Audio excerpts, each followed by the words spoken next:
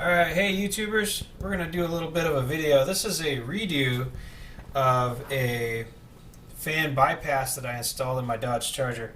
As you can see, we got it all back together and it's running quite well. We ended up replacing the AC compressor, water pump, oil pump, all the seals in the engine, and we did the condenser, we did the expansion valve, but today we're going to talk about this bypass. So this bypass is pretty simple to do. You just have to know a couple things, and what you got to know is that these are your ignition wires. So these are ignition positive. I got these on the load side, so if there's a problem with any of these relays. So you got two relays here. Each relay is assigned to a fan. So one relay goes to one fan, one relay goes to the other fan. This is fan 2 secondary fuse that I can take out if I need to. See, there's a fuse in there. And if I find that the two fans are running all the time, I've got them hooked up to the ignition. I've found that, I need to keep this compartment evacuated of heat anyway. So this is your battery, so you just hook right up to that. That's your battery leads. Got a couple of inline fuses right here. Got them taped up so they don't get junk in them. And you want to put your relays in here. You're going to leave your relays in here, but you're going to use your relays as kind of like a push down. Now, you see here, that's your ground, that pin right there. So you just take your relay negatives, the black wires, and whatever color, it should be black. And you put them in there with the pin pushes down into the socket, and then you return from one of these two. I think it's this top one here. Goes into this pin on the front of that. You can see right there. See where it's going in there? So it's on that pin. And then over on these other ones, I've marked those two. That's volts. These are battery. These are battery.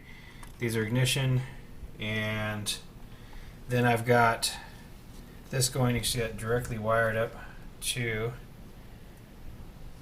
this fan, and I tied the commons together. So the two commons for the two motors are soldered together, and every connection in here is soldered for this whole circuit.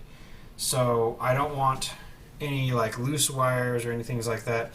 You can see what happened to the old one, which I have right here.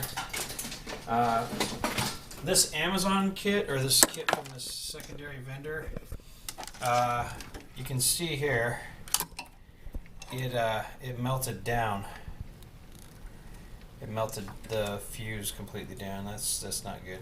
So you can't run both the fans off of one fuse, otherwise the fuse gets too hot. And that was stored under here, if you remember the other video.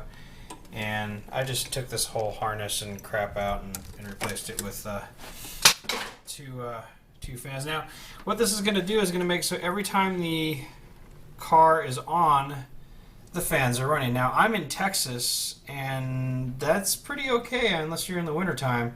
I mean, I could always come out here in the wintertime and pop out fan 2, but you pretty much want to keep this cold all the time. And that's going to be a challenge here in Texas. I think that everybody deserves to have air conditioning in Texas, and especially in your vehicle, because you get stuck in traffic sometimes. Now, I'll let you on a little secret, there's a little story.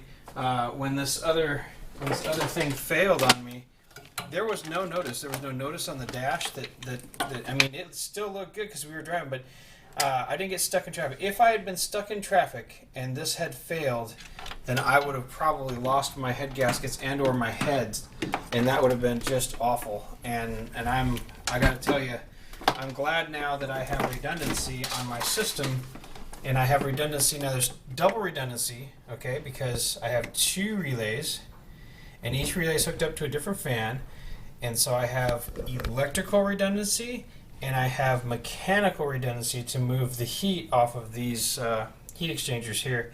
Now I still got to clean up the engine. You can see where I bled this out and just kind of spit all over the place, but I'm going to clean that out pretty quick.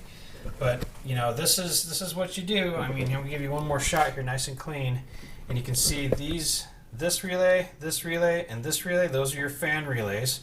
Okay, you have to have them plugged in, otherwise you'll throw codes, and like here in Texas you can't pass inspection with any codes running, so you gotta put those back in there, and then create this secondary bypass that goes external.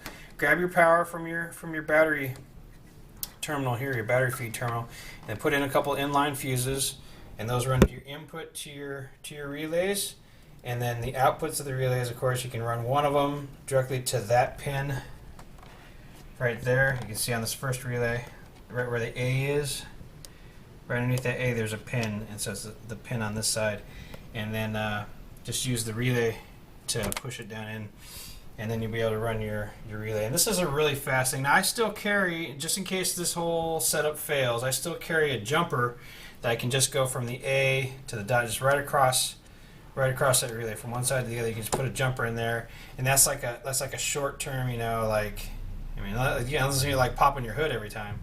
Either way, there you go. There's a bypass, and this is this one will function until it fails. I mean, we'll keep running it. I mean, this is brand new.